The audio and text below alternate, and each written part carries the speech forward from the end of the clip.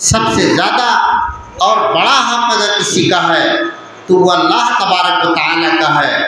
مخلوقات میں اگر کسی کا سب سے بڑا حق ہے تو وہ ہمارے پیارے پیغمبر صلی اللہ علیہ وسلم کا ہے، اس کے بعد ہمارے والدین کا ہے۔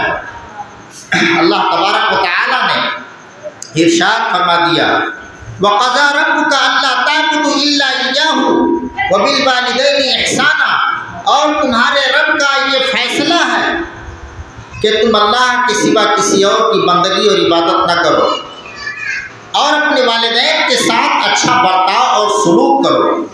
میرے بھائیوں، سب سے پہلے اللہ تبارک و تعالیٰ نے اپنے اس فیصلے کو بیان فرمایا ہے کہ عبادت کے لائق اگر کوئی ہے تو وہ صرف اللہ رب العالمین ہے۔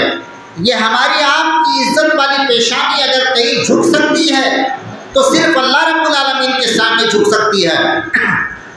اگر ہم سائل اور بھکاری بن کر کے اپنے ہاتھوں کو پھیلائیں گے تو صرف اللہ رب العالمین کے سامنے پھیلائیں گے۔ اگر خوف اور ڈر اور امید کسی سے رکھیں گے اسباب سے بالا تر تو وہ صرف اللہ رب العالمین کا خوف رکھیں گے اور اسی سے امیدیں رکھیں گے، کیونکہ اللہ سبحانہ و تعالیٰ ہی نفع کا مالک ہے اور نقصان کا مالک ہے۔ میرے بھائیوں، میرے تقریر کا خطاب کا موضوع جو ہے وہ یہ ہے کہ توحید خالص اور اس کے تقاضے۔ اللہ تبارک و تعالیٰ کو ایک ماننا، اللہ تبارک و تعالیٰ ہی کی بندگی کرنا، اس کی صفات میں، اس کی ذات میں کسی کو شریک نہ کرنا، اس کی عبادت میں کسی کو شریک نہ کرنا، اللہ تعالیٰ کو ایک ماننا، یہی توحید ہے میرے بھائیوں، جس کو اللہ تبارک و تعالیٰ نے سورہ اخلاص کے اندر بڑے خوبصورت انداز میں ہمیں آپ کو سمجھایا ہے۔ ایک آدمی نبی کریم صلی اللہ علیہ وسلم سے اللہ تبارک و تعالیٰ کے بارے میں پوچھتا ہے کہ اللہ تعالیٰ کا خاندان بتائیے، تو اللہ تبارک و تعالیٰ نے قرآن مقدس کی یہ سورت پاک نازل فرمائی جسے سورہ اخلاص کہا جاتا ہے۔ بسم اللہ الرحمن الرحیم، قل هو اللہ احد اللہ الصمد لم یلد ولم یولد ولم یکن له کفوا احد۔ لوگ اللہ تبارک و تعالیٰ کے خاندان کے بارے میں، اللہ رب العالمین کے نسب کے بارے میں جاننا چاہتے ہیں۔ اے میرے پیارے پیغمبر صلی اللہ علیہ وسلم، لوگوں کو بتلا دیجئے کہ جس کے بارے میں تم پوچھتے ہو وہ اللہ احد، وہ اللہ ایک ہے۔ جب کچھ نہیں تھا تو وہ تھا، هو الاول والآخر والظاہر والباطن وهو بكل شيء علیم۔ جب کچھ نہیں تھا تو وہ تھا، اور جب کچھ نہیں رہے گا، كل من علیہا فان ويبقى وجه ربك ذو الجلال والاکرام۔ جب ساری کائنات فنا کے گھاٹ اتر جائے گی، سب کو موت ہو جائے گی، ساری دنیا کائنات فنا اور ختم ہو جائے گی، تو اللہ تبارک و تعالیٰ ختم نہیں ہوگا، اللہ تبارک و تعالیٰ باقی رہے گا۔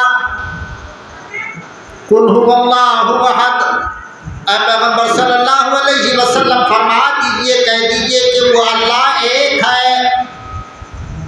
لا الہ الا اللہ وحدہ لا شریک لہ، لہ الملک ولہ الحمد وہو علی کل شیء قدیر۔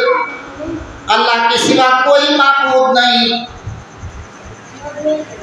لا الہ الا اللہ، اللہ رب العالمین کے سوا کوئی مشکل کشا نہیں، کوئی حاجت روا نہیں۔ وحدہ لا شریک لہ، وہ اللہ ایک ہے، اس کا کوئی شریک اور اس کا کوئی ساجی اور پارٹنر نہیں۔ لہ الملک ولہ الحمد وہو علی کل شیء قدیر، اسی کے لیے یہ کائنات ہے، اسی کے لیے یہ ملک ہے، اس ملک کا مالک وہی ہے۔ لہ الملک ولہ الحمد وہو علی کل شیء قدیر، اور وہ ہر چیز کے اوپر پوری قدرت رکھتا ہے۔ اللہ تبارک و تعالیٰ ہر چیز کی قدرت اور پاور رکھتا ہے۔ اللہ سبحانہ و تعالیٰ اکیلا ہے، اللہ سبحانہ و تعالی سب سے اول ہے اور سب سے آخر ہے، ہمیشہ سے ہے اور ہمیشہ رہے گا۔ لیس کمثلہ شیء وہو السمیع البصیر، اللہ کے جیسی کوئی چیز نہیں، وہ سننے والا اور دیکھنے والا ہے۔ اندھیرے رات میں کالے پتھر کے اوپر کالی چونٹی جب چلتی ہے تو اسے بھی اللہ تبارک و تعالیٰ دیکھتا ہے۔ اللہ تبارک و تعالیٰ اس چونٹی کے چلنے سے جو معمولی آواز پیدا ہوتی ہے اسے بھی وہ سنتا ہے۔ هو اللہ احد قل هو اللہ احد، کہہ دیجئے کہ وہ اللہ ایک ہے جس کے سوا کوئی معبود نہیں، جو حقیقت میں سچا معبود برحق ہے، جو پوجا کے یوگ ہے، جو عبادت کے لائق ہے، جو پرستش کے لائق ہے، کہ اس کے سوا کوئی عبادت اور پرستش کے لائق نہیں۔ اس کائنات کے اندر نہ کوئی جنات معبود ہو سکتا ہے، نہ کوئی انسان معبود ہو سکتا ہے، نہ کوئی نبی معبود ہو سکتا ہے، نہ کوئی غوث، نہ کوئی قطب، نہ ابدال، کوئی بھی اللہ رب العالمین کا ساجی اور شریک نہیں۔ اللہ سبحانہ و تعالی ایک ہے، اپنی ذات کے اندر، اپنی عبادت کے اندر، اپنی صفات کے اندر۔ اللہ سبحانہ و تعالی بڑے قدرت و کمال والا، بڑے عالی مقام والا، بڑے جاہ و جلال والا۔ اللہ تبارک و تعالی نے نور کے پردے میں اپنے آپ کو چھپا لیا۔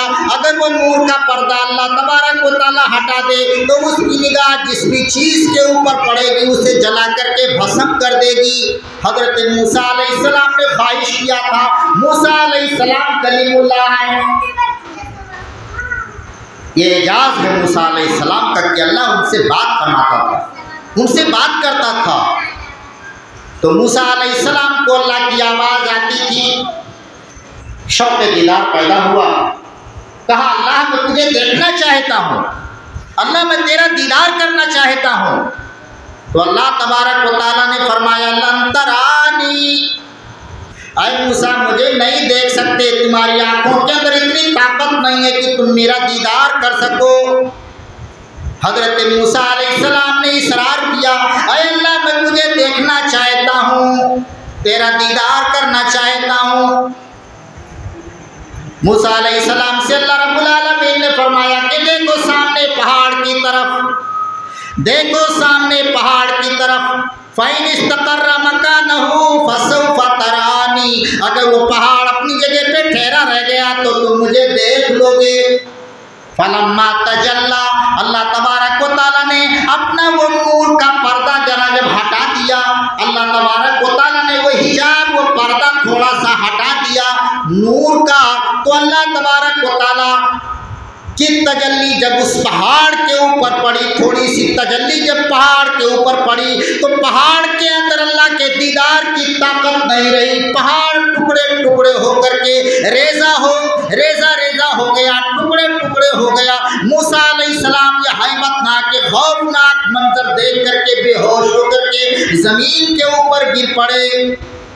لوگوں اللہ کی قدر کو جانو، اللہ تبارک و تعالیٰ کی عزت کو لوگ نہیں پہچانتے، لوگ اللہ رب العالمین کے مقام اور مرتبہ کو نہیں جانتے، اسی لیے تو اللہ تبارک و تعالیٰ سے ڈرتے نہیں ہیں، اسی لیے تو اللہ تبارک و تعالیٰ سے امیدیں نہیں رکھتے ہیں۔ لوگوں اللہ سے امیدیں رکھو، آپ کا رب آپ سے بہت محبت کرتا ہے، آپ کا رب آپ سے پیار کرتا ہے، اللہ رب العالمین آپ کا خیر خواہ ہے، آپ کا بھلا چاہنے والا ہے، آپ کو دنیا میں کامیاب کرنا چاہتا ہے، اللہ رب العالمین آپ کو آخرت میں کامیاب کرنا چاہتا ہے۔ اللہ تبارک و تعالیٰ چاہتا ہے کہ میرے بندے عزت والی زندگی گزاریں، اللہ تعالیٰ چاہتا ہے کہ میرے بندے قبر کے اندر مشکلوں اور پریشانیوں میں نہ پڑیں اور آخرت کے اندر جہنم کا ایندھن نہ بنیں۔ اللہ تعالیٰ ہمیں اور آپ کو اپنی جنت کے اندر داخل کرنا چاہتا ہے، ایک ایسی عالی شان جنت کے اندر ہمیں اور آپ کو داخل کرنا چاہتا ہے جس میں دودھ کی، شہد کی، شراب کی، پانی کی نہروں کو جاری کیا،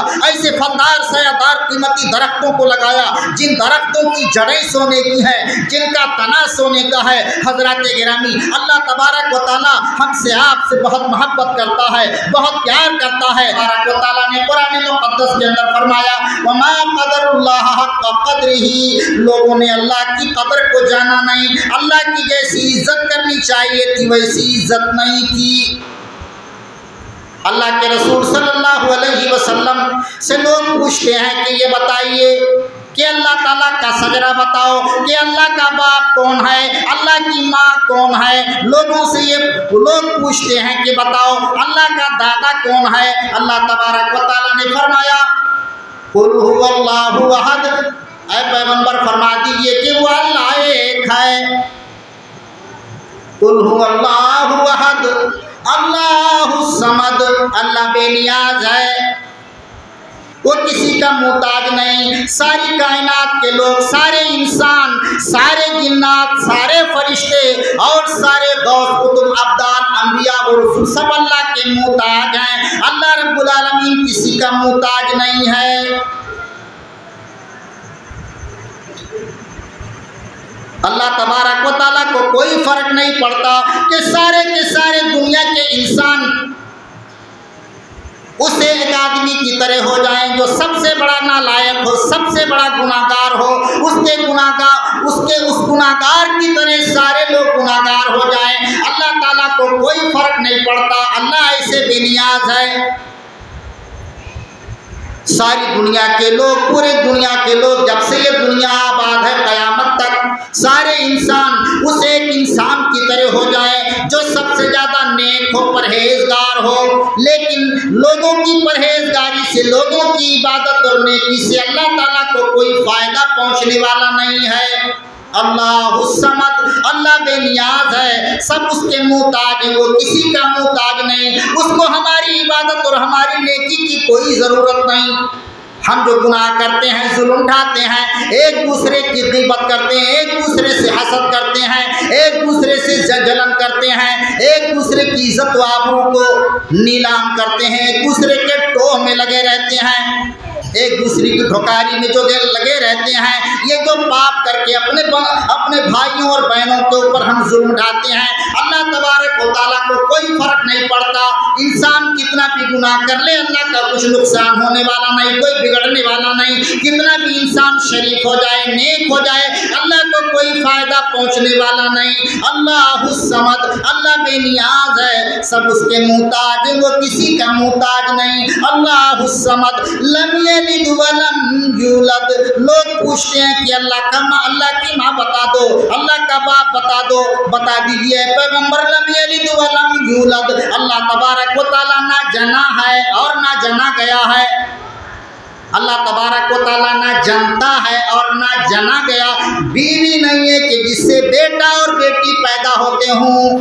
اللہ تعالیٰ پیدا نہیں کرتا جس طریقے سے انسان کے ذریعے سے انسانوں کے ملاپ سے ایک بچہ پیدا ہوتا ہے، اللہ تبارک و تعالیٰ سے کوئی بھی نہیں پیدا ہوتا، اسے بیوی نہیں، اسے بیٹا اور بیٹی نہیں، وہ نہ پیدا ہوا ہے اس سسٹم اور اس نظام کے تحت، وہ پیدا بھی نہیں ہوا کہ اس کو ماں اور باپ سے بھی نہیں پیدا ہوا، وہ ہمیشہ سے ہے اور ہمیشہ رہے گا۔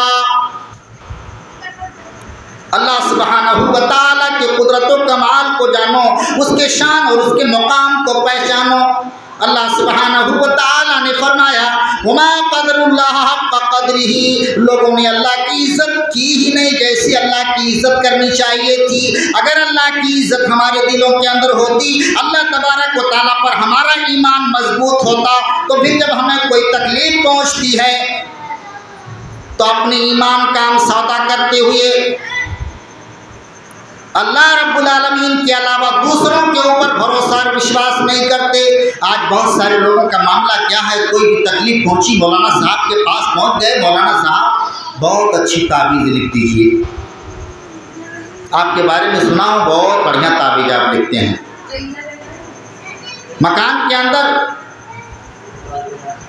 آفت اور بلا سے حفاظت ہو جائے، تعویذ لکھوائے اور کسی چیز کے نیچے اس کو دبا دیے، بچے کو کوئی پریشانی ہے بس تعویذ لکھوا لیے۔ میرے بھائیوں، اللہ کے نبی صلی اللہ علیہ وسلم نے فرمایا من علق تمیمۃ فقط اشرکا، جس نے تعویذ لٹکایا اس نے شرک کیا۔ اللہ تبارک و تعالیٰ کے اوپر بھروسہ رکھو، بیماریاں وہی دیتا ہے، شفا وہی دیتا ہے، روزی وہی دیتا ہے، روزیوں میں نقصان وہی کرتا ہے، ہماری کھیتیوں کھیتیوں میں برکت وہی ڈالتا ہے، ہماری کھیتیاں تباہ وہی کرتا ہے۔ اس لیے اللہ تبارک و تعالیٰ سے سوال کرو، اللہ تبارک و تعالیٰ کے اوپر بھروسہ رکھو۔ اللہ تبارک و تعالیٰ ہی نفع کا مالک ہے، وہی نقصان کا مالک ہے۔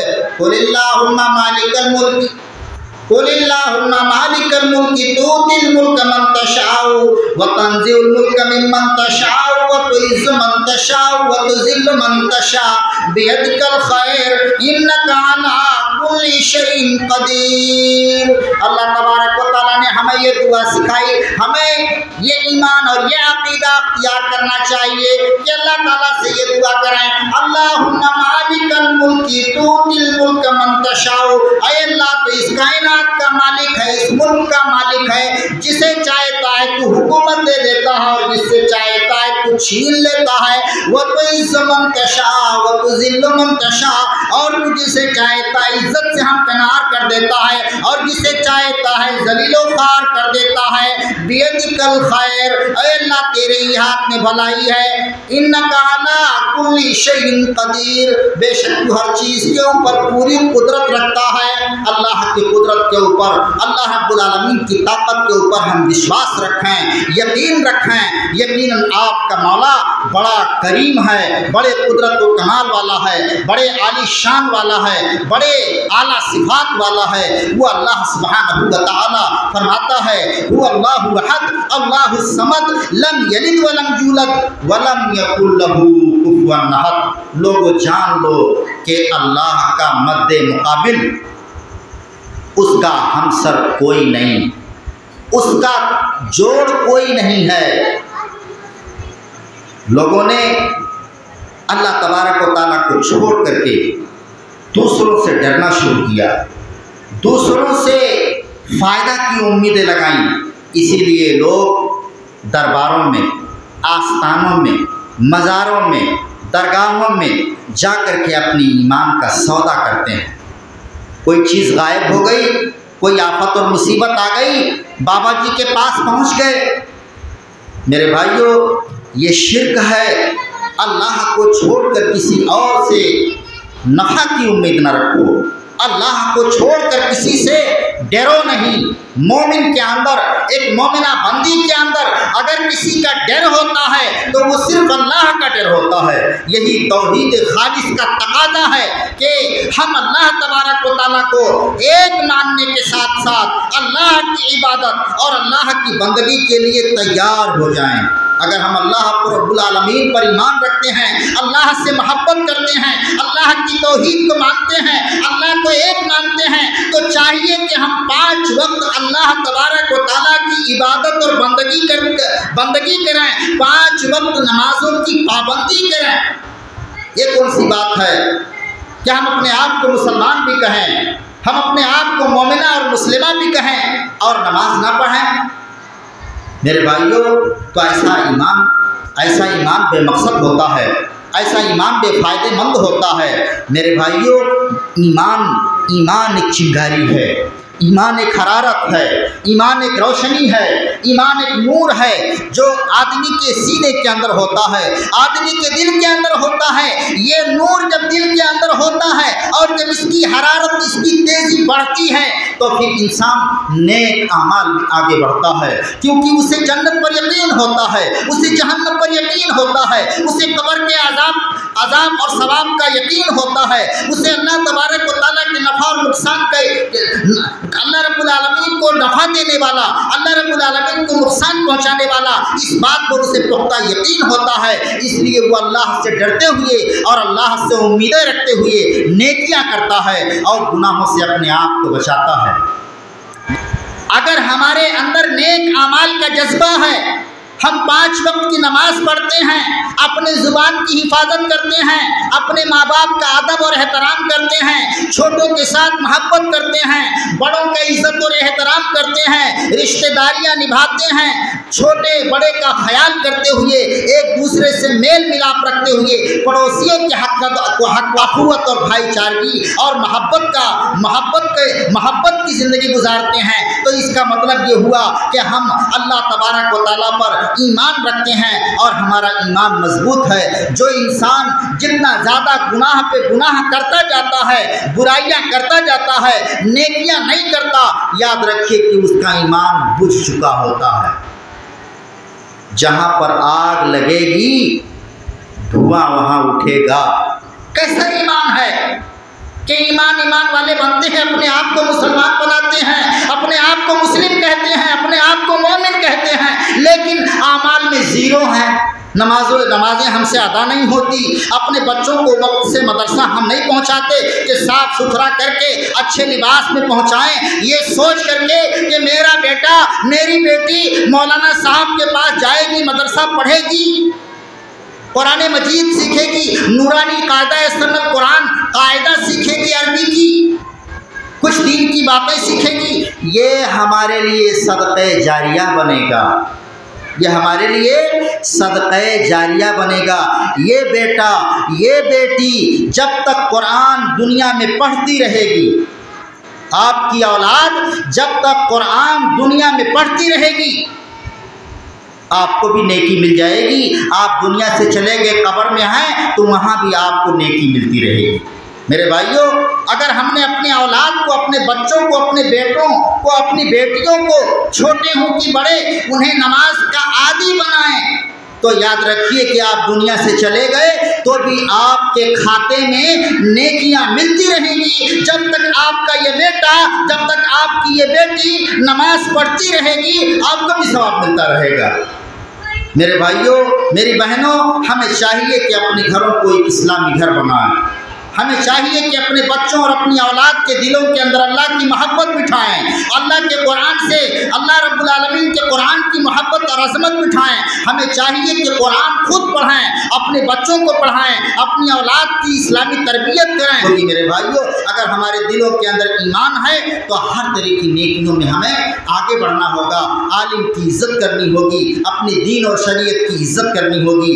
یاد رکھیے کہ مومن اللہ رب العالمین کے سوا کسی سے نفع کی امید نہیں رکھتا، اللہ رب العالمین کے سوا کسی سے ڈرتا بھی نہیں ہے۔ پیارے پیغمبر حضرت محمد رسول اللہ صلی اللہ علیہ وسلم کے پاس ایک آدمی آتا ہے، آپ صلی اللہ علیہ وسلم ایک سفر میں ہوتے ہیں، بہت سارے صحابہ ہوتے ہیں، لیکن ایک اچھا خوبصورت سایہ دار درخت ہے، اس سایہ دار درخت کے نیچے رسول اللہ صلی اللہ علیہ وسلم آرام کرنے لگے، اپنی تلوار کو اس درخت کے نیچے لٹکا دیتے ہیں۔ ایک آدمی آتا ہے اور آپ کی لٹکتی ہوئی تلوار کو اٹھا لیتا ہے اور کہتا ہے، آپ کے گردن کے اوپر تلوار کو رکھ دیتا اور پوچھتا ہے، کہتا ہے، من یحمیک منی یا محمد، اے محمد صلی اللہ علیہ وسلم یہ بتاؤ کہ مجھ کو تم سے کون بچائے گا۔ میرے بھائیوں، توحید یہ ہے کہ صرف اللہ سے ڈرو، صرف اللہ سے ڈرو، اسباب سے بالاتر، کوئی سبب نہیں ہے، اللہ ہی سے ڈرو۔ ہاں کوئی سبب ہے، ظاہر سی بات ہے کہ گاڑی آ رہی ہے، ہم کو بھاگنا پڑے گا کہ ایکسیڈنٹ نہ ہو جائے، ایک سبب ہے، لیکن کوئی سبب نہیں ہے، ایسے ہی ڈرتے ہیں، تو صرف اللہ تبارک و تعالیٰ سے ڈرو۔ تو مومن کے اندر اسباب سے بالاتر خوف اللہ کے سوا کسی کا نہیں ہوتا، صرف اللہ تبارک و تعالیٰ سے ڈرتا ہے، صرف اللہ سے امیدیں رکھتا ہے۔ نبی پاک صلی اللہ علیہ وسلم سوئے ہوئے تھے، آپ کی آنکھ کھل جاتی ہے، دیکھتے ہیں کہ ایک دشمن ہے جو میری تلوار کو میرے گردن پہ رکھ کے پوچھتا ہے، فخر کے ساتھ، غرور کے ساتھ پوچھتا ہے کہ تم کو مجھ سے کون بچائے گا۔ اللہ کے نبی صلی اللہ علیہ وسلم نے فرمایا، اللہ۔ دیکھا آپ نے کیا سبق دیا؟ گردن پہ تلوار رکھی ہوئی ہے، سوال ہوتا ہے کہ تم کو مجھ سے کون بچائے گا؟ جواب نکلتا ہے، ایمان ہے نا مضبوط؟ جواب نکلتا اللہ، ڈرے نہیں، کیونکہ معلوم ہے یہ ایمان ہے، یہ عقیدہ ہے کہ اللہ تبارک و تعالیٰ جب ابراہیم علیہ السلام کو بچانا چاہتا ہے تو آگ کے اندر پھینک دیے جاتے ہیں، لیکن اللہ تبارک و تعالیٰ انہیں بچا لیتا ہے، آگ ان کے ایک بال کو بھی نہیں جلاتی ہے۔ موسیٰ علیہ السلام پیچھے سے دشمن ہے فرعون اس کے لشکر، سامنے سے سمندر ہے دریا، کیا ہوگا؟ دریا میں بھاگے تو ڈوب جائیں گے، پیچھے سے دشمن حملہ آور ہونے والا ہے، جان جانا ہے۔ لیکن اللہ تبارک و تعالیٰ کو یاد کرتے ہیں کہ اللہ تبارک و تعالیٰ ہمیں کوئی راستہ دکھائے گا۔ اللہ تبارک و تعالیٰ پر ایمان رکھنے والے پیارے پیغمبر موسیٰ علیہ السلام سے اللہ رب العالمین فرماتا ہے، اے موسیٰ علیہ السلام اپنی عصا کو، اپنی لاٹھی کو اس سمندر میں مارو۔ موسیٰ علیہ السلام اپنی عصا کو، جو ایک معجزہ تھا، اس عصا کو جب سمندر پہ مارا تو راستہ تیار ہو گیا، سمندر سوکھ گیا، راستہ بن گیا، اس راستے سے، اس روڈ سے پار ہو گئے۔ تو موسیٰ علیہ السلام اور بنی اسرائیل کو اللہ تبارک و تعالیٰ نے سمندر سے بچایا تھا اور فرعون اور اس کے لشکریوں سے بچایا تھا۔ ابراہیم علیہ السلام کو اللہ تبارک و تعالیٰ نے بھڑکتے ہوئے آگ سے بچایا تھا۔ پیارے محمد رسول اللہ صلی اللہ علیہ وسلم کا ایمان ہمارے آپ کے لیے جس میں نصیحت ہے، سبق ہے کہ ایسا خطرناک موقع آنے کے باوجود بھی ایمان کا تقاضا ہے کہ ہم اللہ تبارک و تعالیٰ پر ایمان رکھیں۔ کہا اللہ بچائے گا، تلوار رکھی ہے گردن پہ، کہا اللہ بچائے گا۔ یہ پیارا کلمہ جب پیارے نبی صلی اللہ علیہ وسلم کے زبان سے اور آپ کے دل سے نکلا تو دل سے جو بات نکلتی ہے اثر رکھتی ہے، پر نہیں طاقت پرواز مگر رکھتی ہے۔ دل سے نکلی تھی یہ بات، اللہ تبارک و تعالیٰ نے اس ظالم کے ہاتھ میں کپکپی طاری کر دیا، اس کا ہاتھ ہلنے لگا، تلوار چھوٹ کر کے گر جاتی ہے۔ نبی اٹھتے ہیں اور تلوار کو اپنے ہاتھ میں لے کر کے اس کے گردن پہ رکھتے ہیں، کہتے ہیں تو بتا تجھے کون بچائے گا؟ اللہ پر ایمان تو نہیں تھا، ڈرنے لگا، کانپنے لگا، گڑ گڑانے لگا۔ کہا معاف کر دیجئے، غلطی ہو گئی، آپ بڑے اچھے آدمی ہیں، معاف کر دیجئے، بڑے اچھے اخلاق کے ہیں، آپ مجھے معاف کر دیجئے۔ اللہ کے نبی صلی اللہ علیہ وسلم نے اس آدمی سے کہا کہ تجھے بھی اللہ بچائے گا، تجھے بھی اللہ بچائے گا۔ وہ جب مارنا چاہے تو کوئی بچا نہیں سکتا، اور جب وہ بچانا چاہے تو کوئی مار نہیں سکتا۔ یہ ایک مومن بندے کا، ایک مومنہ بندی کا یہ ایمان اور یہ عقیدہ ہونا چاہیے